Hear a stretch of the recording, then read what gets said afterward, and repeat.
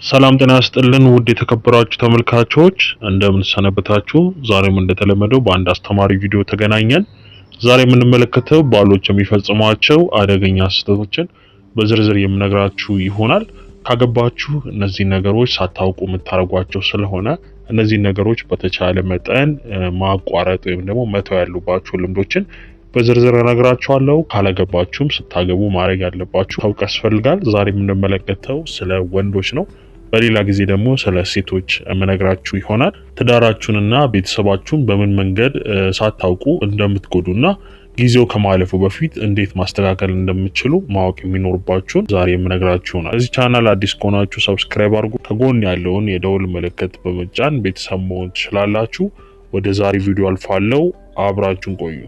በመጀመሪያ ደረጃ የምንመለከተው አንድ ባል የሚሰራው ስህተት ስራውን እንደ ንጉስ ያይና አጠቃላይ ደግሞ ቤቱ ውስጥ ወይም ደግሞ ትዳር ውስጥ ሲመለስ እንደ ተጨማሪ ስራ መቁጠር ነው። ይሄ አደገኛ ስህተት ነው። ስለዚህ ስራችሁ የሚያድገው እናንተ ስለምትመሩት እንደሆነ ማወቅ ያስፈልጋል። ስለዚህ ትዳርም የሚያድገውና ፍቅር የሚኖረው እናንተ ስትመሩት እንደሆነ ማወቅ ያስፈልጋል። ስለዚህ ትዳርን እንደ ተጨማሪ ስራ እንደ አሰልቺ ነገር የምትቆጥሩት ከሆነ ይሄ እጅግ በጣም ስህተት ነው። ይሄ ሳታውቁት የምትሰሩት አደገኛው ስህተት ነው።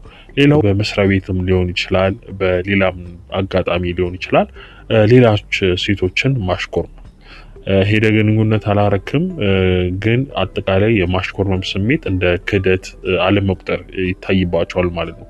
ስለዚህ ይሄ ማሽኮርመም ሌላ ሴት ማየት ክህደት እንደሆነ ማወቅ ያስፈልጋቸዋል። ስለዚህ ከማግባታችሁ በፊትና ካገባችሁ በኋላ ያለው ልዩነትን ማወቅ ያስፈልጋቸዋል። ስለዚህ በስልክም የሚደረግ የጠበቀ ግንኙነት ከሌሎች ሴቶች ጋር ስሜት ቀስቃሽ መልእክቶችን፣ የተደበቁ ግንኙነቶችን ይህ አጠቃላይ የዲጂታል ክህደት ነው። ስለዚህ እነዚህ ነገሮችን በተቻላችሁ መጠን ማቆም ያስፈልጋቸዋል ከትዳር በኋላ ማለት ነው። ሌላው ለውጪ ሰው ለጋሱ ሰጪ ትሆናላችሁ። ቤት ውስጥ ስትገቡ ግን ስስታም የምትሆኑ ባሎች አላችሁ። ይሄ ነገር እጅግ በጣም ስህተት ነው። አጠቃላይ በሰው የመወደድ ሁኔታችሁን ወይም ደግሞ ፍላጎታችሁን የሚያንጸባርቅ ነው። ቤታችሁ ስትገቡ ባዶ ነው። ነገር ግን ውጪ ስትወጡ ለብቻ ወይም ደግሞ ከጓደኞች ጋር ወይም ደግሞ ከስራ ባልደረቦች ጋር ሊሆን ይችላል እየተዝናና እየበላ እየጠጣ ታመሻለህ። ቤት ውስጥ ስትገባ ግን ልጆች፣ ሚስት ደህና ነገር የሚበሉት አይኖርም ማለት ነው። ስለዚህ አጠቃላይ ለውጪው ወይም ደግሞ ለዓለም ደጋስ ወይም ደግሞ ቸር ሆነ ቤት ውስጥ ስትገባ ግን ስስታም የምትሆን ባል ከሆንክ እጅግ በጣም ይሄ የተሳሳተና በተቻላችሁ መጠን ልታረሙት የሚገባ ነው። ስለዚህ ባለቤትና ልጆች በእጅ ውስጥ ሁለተኛ ዜጋ እንደሆኑ ሊሰማቸው ይችላል። ቀስ በቀስ ለአንተ ያላቸው ስሜት፣ ፍቅር ከልጆችም ከሚስትም እየቀነሰ የሚመጣ ይሆናል።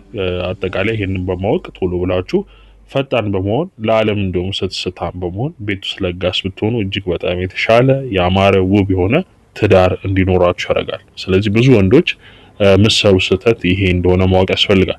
ሌላው ፍቅር ማሳየት እንደ ድክመት መቁጠር የሚታዩባቸው አንዳንድ ወንዶች አላችሁ።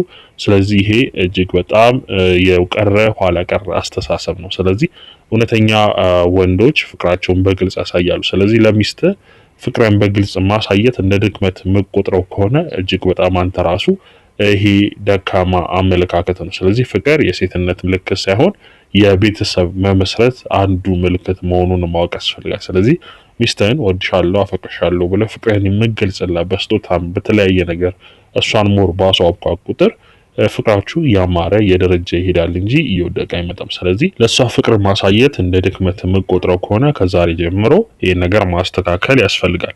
ሌላው ለችግሮች መፍትሄ ከመፈለግ ይልቅ ገንዘብ መወርወር፣ አጠቃላይ ገንዘብ ሰጥተህ ለቤተሰቡ ዞር ማለት ይሄ እጅግ በጣም የተሳሳተ አመለካከት ነው። ስለዚህ አጠቃላይ እናንተ መገኘት ያለባችሁ ቦታ ላይ መገኘት ይኖርባችኋል ማለት ነው። ችግሮች መፍትሄ መፈለግ፣ መነጋገር፣ መወያየት፣ አጠቃላይ ደግሞ ስጦታዎችን መስጠት እጅግ በጣም ለትዳር አጋር እጅግ የሚመከርና ደስታ የሚሰጣት ይሆናል። ሌላው በአጋጣሚ ሊሆን ይችላል ሌሎች ሴቶችን እያደነቅ የራስ ሚስት ላይ ሲሆን ግን ችላ የምትለው ነገር እጅግ በጣም ልቧን የሚሰብራት ይሆናል። ስለዚህ ለእሷ ትኩረት እንደማሰጥ ማሳያ ነው። ስለዚህ በተቻለ መጠን እሷን ማድነቅ ማሞገስ ያስፈልጋል። እንደምትወዳት ቆንጆ እንደሆነች ብትነግራት እጅግ በጣም ሴቷ ወይም ደግሞ ሚስት በአንተ የምትደሰት ይሆናል። ሌላው የቤተሰብን ገንዘብ በሚያጠፉ ልምዶች ገንዘብን የምታባክን ከሆነ ነው። ለምሳሌ እንደ አልኮል መጠጦች፣ መጥፎ ልምዶች፣ ዘፈቀደ ግንኙነቶች ውጪ ካሉ ይሄ እጅግ በጣም አጠቃላይ የጸጸት የሚያመጣብህ ይሆናል። እየዋለ እያደረ ቤት ውስጥ እንዳልኳችሁ ቅድም ስስታም ትሆናለህ። ነገር ግን ውጪ ገንዘብን ታወጣለህ፣ ለብቻ ትጠጣለህ፣ ትበላለህ። ይህም እየገነባው ያለው ጸጸት እንጂ ለትውልድ የሚተርፍ ነገር እንዳልሆነ በማወቅ ቶሎ ብለህ ወደ ቤትህ መመለስ ያስፈልጋል። ሌላው መሪነት እንደ አምባገነንነት የምትቆጥሩ አይነት ባሎች አላችሁ። አጠቃላይ የቤተሰብ ራስ መሆን ማለት ጨቋኝ መሆን ማለት አይደለም። ስለዚህ ይህን አስምራችሁ ማወቅ ያስፈልጋል። ይልቁንም የበለጠ ማገልገል፣ አጠቃላይ በጥቅል መውደድ እናም ደግሞ ቤታችሁን በተቻላችሁ መጠን ፍቅር መዝራት፣ ከልጆች ጋር መዋል፣ ከልጆች ጋር ጊዜ ማሳለፍ፣ ከሚስት ጋር ጊዜ ማሳለፍ፣ አንድ ላይ እንደ ፋሚሊ ሆናችሁ ጊዜ የምታሳልፉ ከሆነ እጅግ በጣም ይሄ ትክክለኛው መሪነት ይባላል ማለት ነው። ስለዚህ መሪነትና አምባገነንነትን ለይታችሁ ማወቅ ያስፈልጋል። ይህንን ነገር በደንብ አስምራችሁ የቤተሰብ ራስ መሆን ጨቋኝ መሆን ማለት እንዳልሆነ ልታውቁት ይገባል። ሌላው የባለቤትህን የውስጥ ስሜት ችላ የሚል ወንድ አለ። ስለዚህ ይሄ አይነት አመለካከት እጅግ በጣም መሻሻል አለበት። ስለዚህ ባለቤትህ አጋር እንጂ ችግርህ እንዳልሆነች ማወቅ ያስፈልጋል። ስለዚህ ከእሷ ጋር ያላትን በተለይም ደግሞ የውስጥ ስሜት ሳትናገር መረዳት ምችል አይነት ባል ብትሆን እጅግ በጣም የሚመረጥ ይሆናል ማለት ነው። ስለዚህ እሷም ያንን ፓርት በማየት ደስታ የሚሰማት ይሆናል ማለት ነው። ሌላው ይቅርታ ማለት እንደ መታበይ ወይም ደግሞ እንደ ድክመት እንደ መውደቅ ማየት እጅግ በጣም በወንዶች ላይ የተለመደ ነው። ስለዚህ ትዳር ላይ ስትገቡ በመጀመሪያ ይቅርታ ማለትን መልመድ ይኖርባቸዋል ማለት ነው። ስለዚህ ይቅርታ መጠየቅ ድክመት አይደለም፣ አጠቃላይ የትዳር ፍቅር መዝሪያ ወይም ደግሞ ትዳር ላይ ማጣበቂያ እንደሆነ ማወቅ ያስፈልጋል። ይቅርታ ለማለት መታበይ አያስፈልግም ማለት ነው። ትዳር ላይ ጥፋት ልታጠፋ ትችላለህ። ይህንም ደግሞ አውቀህ ቶሎ ብለህ ይቅርታ መጠየቅ ያስፈልጋል ማለት ነው። ሌላው መንፈሳዊ መሪነትን መተው ማለት ነው። ከእግዚአብሔር መራቅ፣ በተለይ ደግሞ ትዳር ላይ ስትገቡ ከእግዚአብሔር መቅረብ እጅግ በጣም የሚመከር ይሆናል ማለት ነው። ትዳር ላይ ካላችሁ ትዳር ላይም ሳገቡ በፊት ከእግዚአብሔር ጋር መሆን እጅግ በጣም ይመከራል።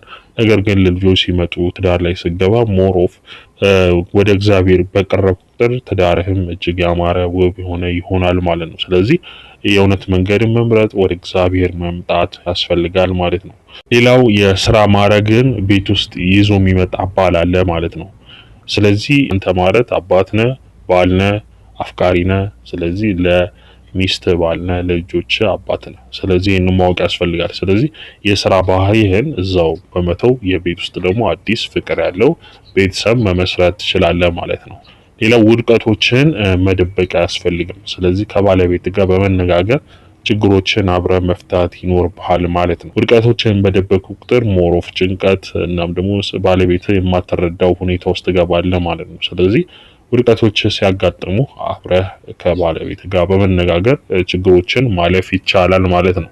ሌላው ከባለቤት ውጪ የበለጠ የጓደኞችን ወይም ደግሞ የቤተሰቦችን አስተያየት ይበልጥ የምሰማ ከሆነ እጅግ በጣም የተሳሳተ ይሆናል ማለት ነው። ስለዚህ ባለቤትህም እንደዛው የቤተሰቧን ወይም ጓደኞቿን መስማት የለባትም። አንተም እንደዛው ቤተሰቦችን ወይም ደግሞ የጓደኞችን መስማት የለብም። የራስን ወይም ደግሞ የራስን የምትወደውን አመለካከትን መናገር፣ እሷም ደግሞ ከማንም ተጽዕኖ ውጭ ሆና ራሷን የቻለ አመለካከት ይዛ ከቀረበች ያ ነገር ነው መነጋገር ያለባቸው። አለበለዚያ ግን የጓደኞችን የቤተሰብን አስተያየት ዝም ብላ ያመጣ ትዳር ውስጥ የሚከት ከሆነ ትዳር የሚቆይበት እድል እጅግ በጣም ጠባብ ይሆናል፣ በሷም በአንተም ዘንድ። ስለዚህ ትዳራችሁ የቡድን ስራ እንደሆነ ማወቅ፣ የሁለታችሁ ስራ መሆኑን ማወቅ ያስፈልጋል። ሌላ ሰው ጣልቃ ሶስተኛ ሰው ባታስገቡ እጅግ ይመከራል ማለት ነው። ስለዚህ ከውጪ የሚመጡ ድምጾችን በተቻላችሁ መጠን ማቋረጥ ያስፈልጋል። ሌላው እጅግ በጣም ብዙ ወንዶች የሚሳሳቱት ስህተት በተለይም ደግሞ አልጋ ላይ ራስ ወዳድ የሆኑ ባሎች አሉ ማለት ነው። ስለዚህ ይሄ እጅግ በጣም ሊሰመርበት የሚገባ ትልቅ ስህተት እንደሆነ ማወቅ ያስፈልጋል። አንተ ተደሰትክ ማለት እሷ ተደሰተች ማለት አይደለም። ስለዚህ አልጋ ላይ ግንኙነቱን የሁለታችሁን ፍቅር ወይም ደግሞ የእሷን ደስታ ጠብቀህ ማድረግ እጅግ በጣም የሚመከር ይሆናል ማለት ነው። ስለዚህ እሷ ካልተደሰተች ሁለታችሁም ተሸንፋችኋል። ስለዚህ በዚህ ስሜት ነው ግንኙነት ማድረግ ያስፈልጋል። ከሰውነቷ አካላዊ ንግግሯ ውጭ ደግሞ ነፍሷን ማስደሰት ያስፈልጋል ማለት ነው። ከግንኙነት በኋላ ያለው ወሬ ሊሆን ይችላል፣ ከግንኙነት በፊት ያለው ወሬ፣ ግንኙነት ላይ አጠቃላይ እነዚህን ያካተቱ በአልጋ ላይ ራስ ወደድ መሆናችሁን ማቆም ያስፈልጋል ማለት ነው። ስለዚህ ብዙ ባለትዳሮች ሴቶችም የሚማረሩበት መንገድ አንዱ ይሄ ነው። ስለዚህ ባል የራሱን ስሜት ይጨርስና ወዲያው ዞር የሚልበት፣ ከዛ ሚስት ደግሞ እንደዛው የምትቸገር ይሆናል ማለት ነው። ስለዚህ እንደዚህ አይነት ነገሮችን በመነጋገር መፍታት ያስፈልጋል፣ ችግርም ካለ ማለት ነው። ወንዶች በብዛት ሳታውቁም አውቃችሁ የምትሰሯቸው እነዚህ ስህተቶች በተቻለ መጠን ማቋረጥና የተሻለ ባል ሆናችሁ መቅረብ ያስፈልጋቸዋል። እንግዲህ ውድ ተመልካቾቼ ለዛሬ ይዤላችሁ የመጣሁት ትምህርታዊ ቪዲዮ ይህንን ይመስላል። እንደተማራችሁበት ተስፋ አረጋለሁ። ይህን ቪዲዮ ላይክ፣ ሼር፣ ሰብስክራይብ ማድረግ እንዳትረሱ። በነገው ዕለት በሌላ ጠቃሚ ትምህርታዊ ቪዲዮ እስከምንገናኝ መልካም ጊዜ። ቻው ቻው።